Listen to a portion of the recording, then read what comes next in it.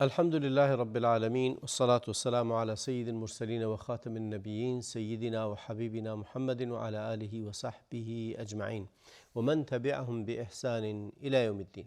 با سلام و درود خدمت شما بینندگان عزیز، هر جا که هستید براتون اوقات خوبی رو آرزو میکنم. و اما امروز هم میخوام یکی از خطاهای رایج دیگری رو که در نماز جمعه اتفاق میافتد رو بگم. هفته گذشته به این پرداختم که خوندن 2 رکعت سنت هست قبل از اینکه بشینی و به خطبه گوش بدی. همین که وارد مسجد شدی 2 رکعت نماز میخونی.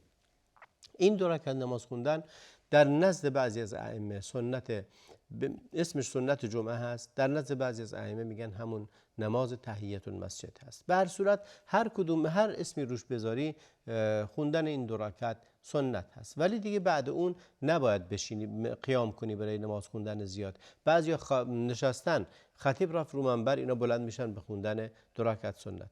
این درست نیست. وقتی که خطیب رو منبر رفت و شما نشستید، تو مسجد نشستید، اون وقت بخوای بلند بشید 2 رکعت بخونید، در اون صورت شما گوش دادن به خطبه رو که واجب هست ترک کردی برای خوندن 2 رکعت نماز که سنته. ببینید، واجب و فرض مقدم هست بر سنت. تا فرض هست نباید سنت بخونی و در این حالت نباید این کارو. اما کسی که تازه وارد میشه، میاد داخل مسجد، میشه که خطیب رو منبره، در اون صورت خیلی سریع 2 رکعت رو میخونه، کوتاه مختصر، و میشینه گوش میده به خطبه.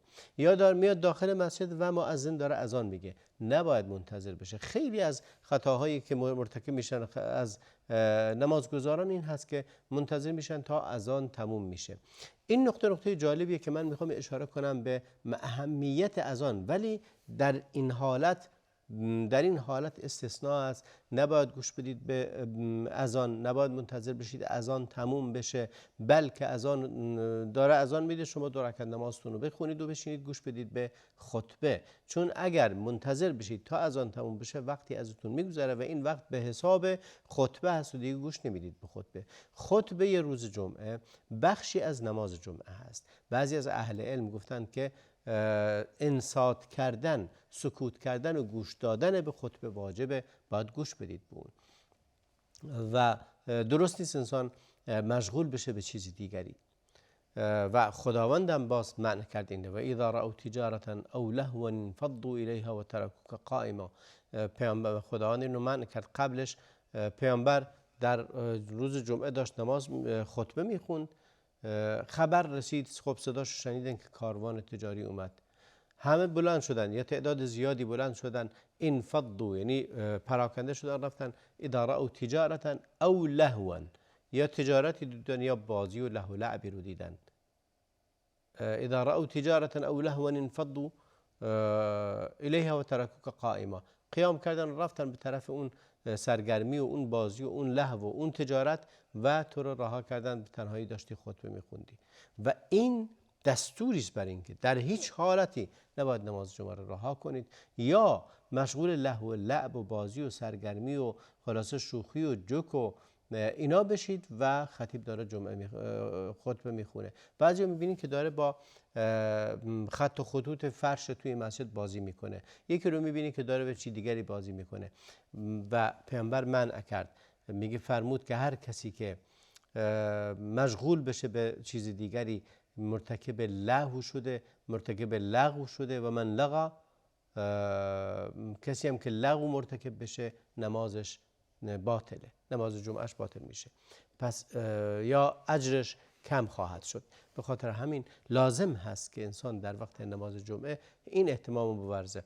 پس یکی از خطاهایی که مرتکب میشن بعضیا این هست که وقت که خطیب بر روی منبر هست مشغول یا صحبت کردن هستن، به همدیگه رو راهنمایی میکنن. حتی اگر در روایت اومده اگه کنار بغل دستت نیاز گفت حرفی زد یا مثلا اشتباهی کرد، تو حق ندارید نصیحتش کنی. در وقت نماز جمعه، در وقتی که خطیب رو منبره، نباید حرف بزنی، نباید اشاره کنی، نباید هیچ کاری، میستی و گوش به خطبه میدی.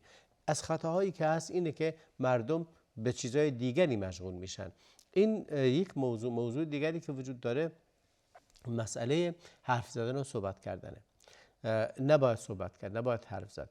و موضوع سومی که اشتباهاتی که میکنن اینه که جای رو بر مردم، تا بعضیا میاد میشینه یه جوری میشینه که جای 2 نفر رو میگیره، جای 3 نفر رو میگیره، یا یه جوری میشینه که نسبت به صف بعد از خودش هم جای اون رو هم تنگ میکنه. ناچار میشه طرف وقتی که میخواد بیاد داخل مسجد میخواد نماز بخونه، باید به این بگه برو جلو تا من نمازمو بخونم.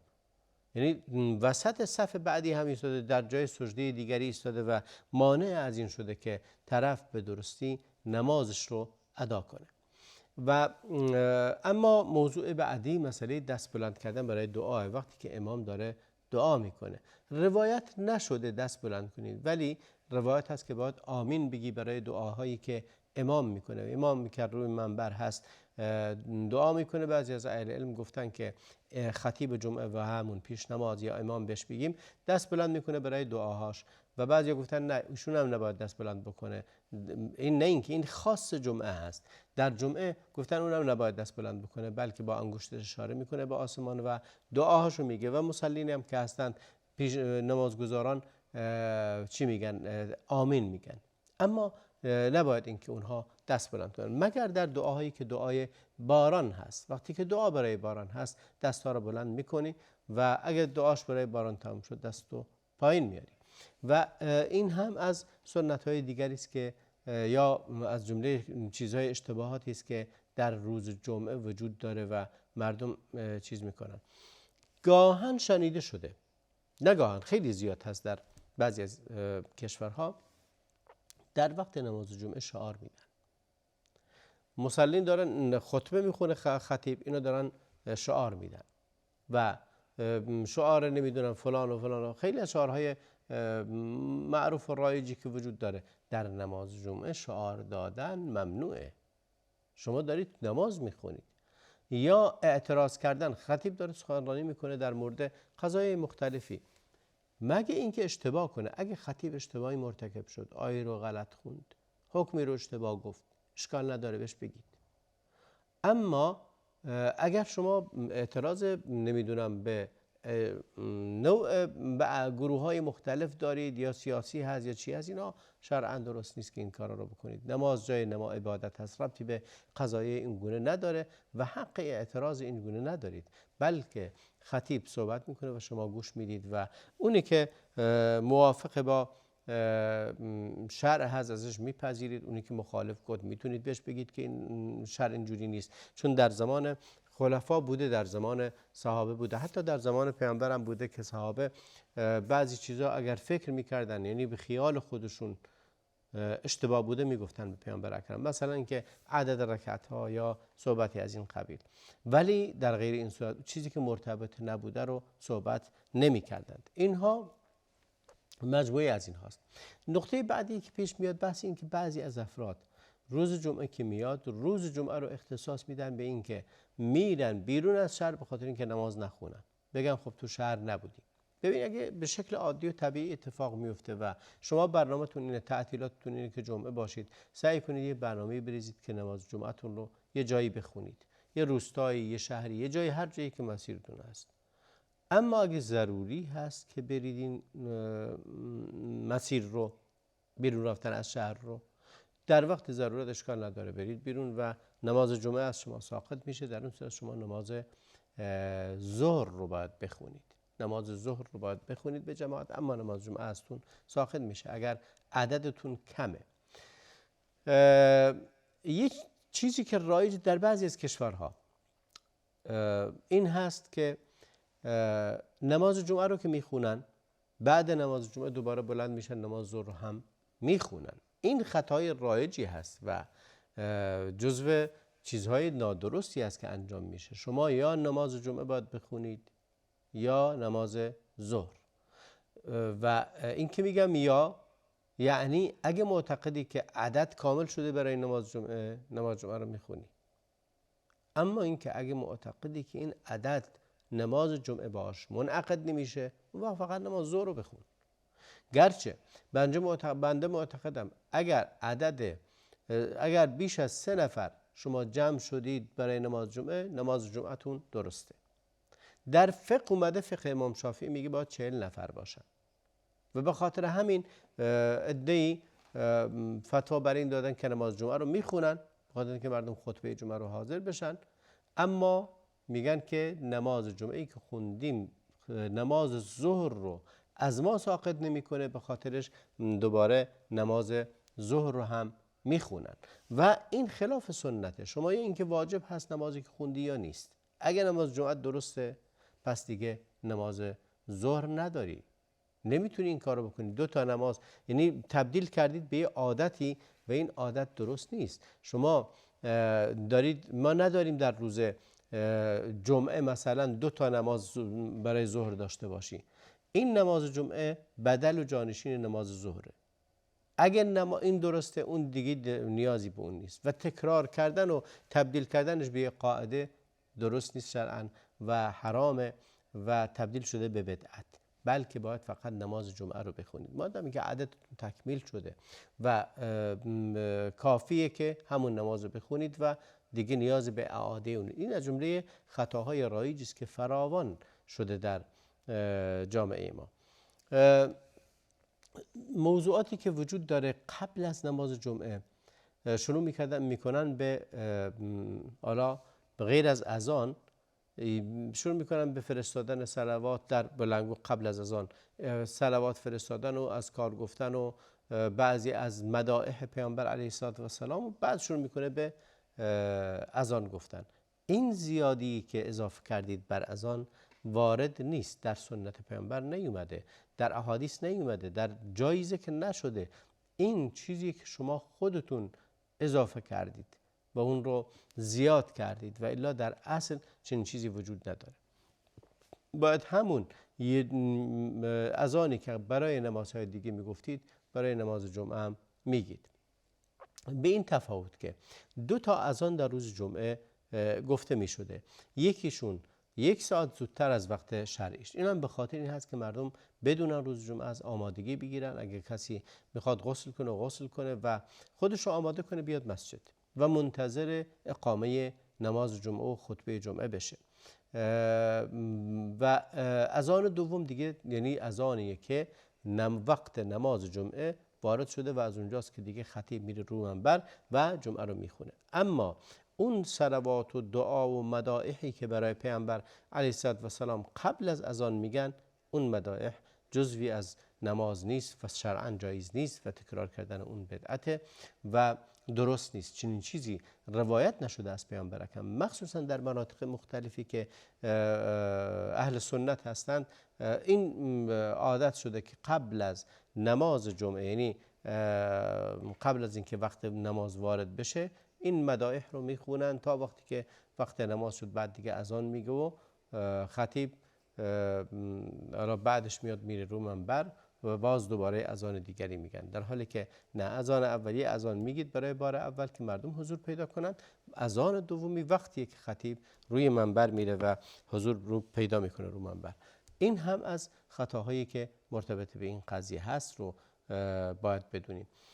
حضور در نماز شرعاً، حضور در تجمعات، باید انسان برای اینکه در این تجمعات مسلمانان حضور پیدا بکنه باید دوری کنه از چیزای بدبو.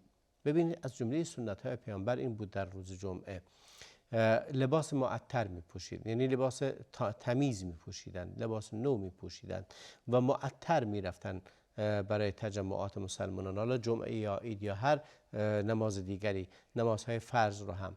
پیامبر صلی الله علیه وسلم وقتی که در کوچه و خیابون راه میرفتن و مسیر رو میرفتن، بوی عطر پیامبر علیه السلام، اگه بعد ایشون کسی در اون مسیر میرفت متوجه میشد از بوی عطرش که پیامبر از اون خیابون گذشته یا از اون کوچه رد شده، چون بوی عطرش هنوز باقی هست. و این از جمله قضایای بسیار زیبایی است که ما باید حتما بهش توجه کنیم و در نماز جمعهمون لباس نو بپوشید، لباس تمیز بپوشید، غسل کنید و معطر و تمیز به جمع مسلمانان. اونایی که غذای بدبو میخورن، چیزایی که مثل پیاز و سیر، شرعاً پیامبر فرمود کسی که هر کسی از این گیاه ها بخوره، از این نبات بخوره، فرمود این نباتات یعنی گیاهایی که بدبو هستن، رایحه بدی دارن، بخوره فلا یقربن مصلانا، به مسجد ما نزدیک نشه، یعنی نیاد مسجد. و منظور اینه که یه وقتی یه تایمی این گونه غذایی که بوی بدی داره و مردم از اون مشمئز میشن، اینا رو وقتی استفاده کنه یا وقتی بخوره که وقت نماز نباشه.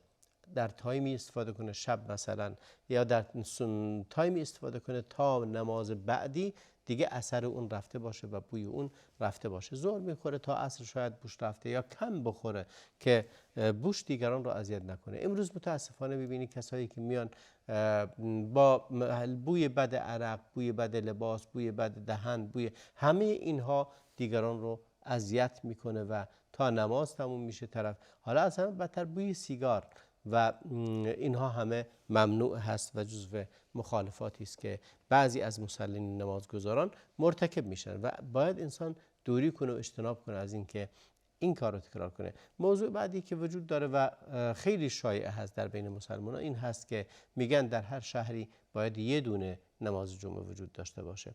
بله، این زمانیه که قیاس بر زمان پیامبر اکرم علیه السلام، این زمانیه که شهر اینقدر بزرگ نباشه و مردم در یک نمازخونه یا در یک مسجد جا بگیرن، در یک مصلی جاشون بشه. در امروز دیگه این گونه نیست. وقتی که یک شهری جمعیت میلیونی پیدا میکنه یا در یک شهری جمعیتشون از چند هزار بالاتر میره، چگونه در یک مسجد جاشون میشه؟ به خاطر همین در مصلاها و مساجد و نمازخونه های مختلف نماز خوندن شرعاً ایرادی نداره و جایز هست، به شرط اینکه نیاز باشه به این، نه اینکه مساجد باشه اما نمازگزاران کم، عدد کم، ولی در چند مسجد بخونن. نه، مادامی که جا هست در یک مسجد باید در همونجا بخونن. اگه اون پر شد میتونن به مسجد دیگری هم اضافه کنن و به این ترتیب در یک شهر میتونه بیشتر از 10 12 20 30 هر چقدر که